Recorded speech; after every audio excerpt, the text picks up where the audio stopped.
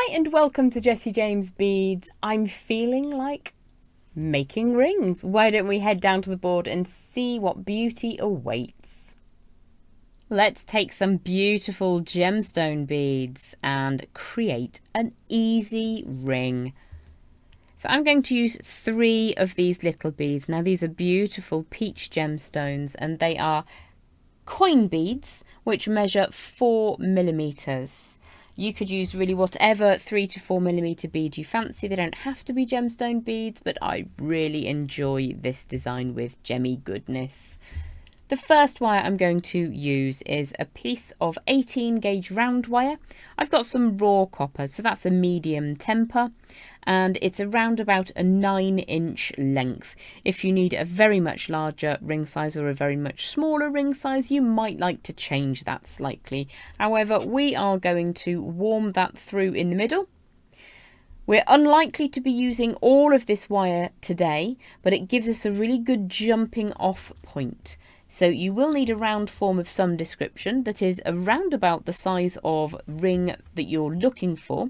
I've got my very old, very battered wooden ring mandrel. And what we're going to do is to wrap the wire around approximately the size of ring that you want to wear, and have those 2 ends going off in opposite directions. So where this sits, it's around about a size 7, possibly slightly larger actually. Let's just get that to sit in the middle.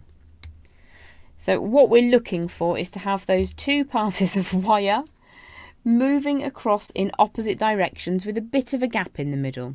Now, ideally, that gap needs to be about the size of your gemstone or your bead, and then we can take a look at the tails that we have available. Now, how much wire you have available on the end here will depend on how big you want your ring to be. So I am going to trim away to around about 1.5 inches from the edge of that mandrel, and I'm going to do that on both sides. So I'm not trimming a huge amount of wire away because I want quite large spirals on this design, but also it gives you enough to really make almost any ring size with that initial piece of wire. The next thing I'm going to do is to bring in a round plier. I'm going to use my memory wire finishing pliers. You can leave the ring on the mandrel if you prefer, but it's easy to take it off and start spiraling the ends of those wires. Now, if you have a look at the ring, when you start spiraling, we're going to be spiraling away from the center of the ring itself. So on this side, I'm just going to warm that through slightly and then pop my round nose plier, or in this instance my memory wire finishing pliers, in at the end and start turning that away. You'll have to forgive me, my hands are cold. So I'm going to start with a closed up spiral in the middle, so that completely touches, and then I'm going to push that wire around to make a completely closed up spiral. I'm going to support the shape of that ring in the middle, just because I actually don't want to lose that nice round form we've made. However, you can of course leave this on the mandrel whilst you're creating these spirals. Now, I'm not going to bring them all the way home because I want to start spiraling from the other side first, just to make sure that I end up with 2 spirals that are of similar sizes. So I'm going to bring that wire around again and then just push that into the spiral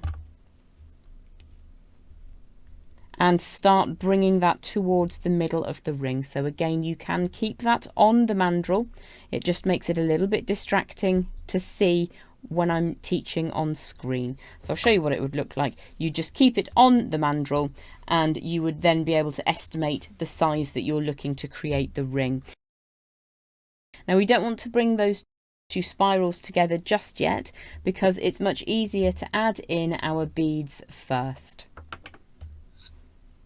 So I have a scrap length of 26 gauge wire. This is an antique bronze colour, and I'm going to bring around about 1 inch over the top, and I'm going to bring that inch wrapped around the core wire towards one of those spirals. So if I bring that around, and around, I'm looking for about 5 wraps of wire. So what you can do, if it's easier for you, is to bring that away from the spiral and use your pliers to get that closed up.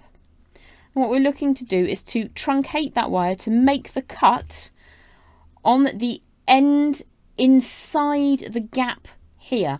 So although we won't be fitting that just yet, I want that cut end to happen just on the outside of the ring. I will still smooth it down, but we'll be tucking it away into that spiral in a little while. So I'm going to just bend this around in the opposite direction, and I'm going to make a trilogy ring with you today. So my finer gauge wire is coming over the top of the upper band of that ring, and we're going to bring in one of those little peachy gemstones. Now you can use rounds, and you can use coin beads, you can use rondelles. Looks really fancy with bicones as well. So let's sit that bead down into position, and it needs to be just to one side of the middle. And what we're going to do is to wrap around the other wire. So we've got two wires. We've got the upper wire with a spiral, and we've got the lower wire with another spiral. Pinch your gemstone bead so it sits between those two wires, and then wrap 5 times. So I've wrapped 5 times, made that nice and neat, and then I'm going to push that wire up the inside of the ring, take that leading edge through the middle, and then draw it all the way around. So that's passed underneath now, inside the ring. We're going to wrap 5 times around that upper wire now. So just bring that all the way up into position. That's once, twice. You can use the same technique in pushing that leading edge up through the inside of the ring if you prefer, but we actually don't want to handle this wire overly much. We want it to remain nice and strong. So once you've got that 5th wrap, that will bring your wire over the top of the upper heavy wire, ready to pass over the face of the ring again. So we can just scooch those along a little bit, get them to sit in position, and we'll add our next bead in. You're going to repeat the exact same thing twice. So I'm not going to show it to you over and over again, but it's a case of making sure the bead sits in between the two wires. There's a little channel that we're utilising. Get it to sit up against the previous bead so they sit shoulder to shoulder. Pinch the bead into position and then wrap once, twice, 3 times, 4 times, 5 times. And on the 5th turn, make sure that you tighten up that little spiral of wire and then push that all the way up. You'll repeat the exact same technique again, wrapping 5 times at the top, sitting the bead in the middle, wrapping 5 times at the bottom, and I'll meet you back there in a sec. So once I've got my 3rd gem set in that channel, we've completed the trilogy. And what we're going to do is to bring that tail of wire over the top and trim it away on the outside of that ring. So let's put that to one side. We've got enough there to make another ring in a minute. I'm just going to smooth down that cut end. But the important part is that the cut happens on the outside of the ring, because what we're going to do now is to bring each of those spirals in little by little. And what we will do is try to make sure that the spirals are the same size. And we're going to trap that last layer of wrapping. So where we just cut the wire away, it's now trapped between itself and the inside of the spiral. And at this juncture, you can bring your mandrel, your ring stick in.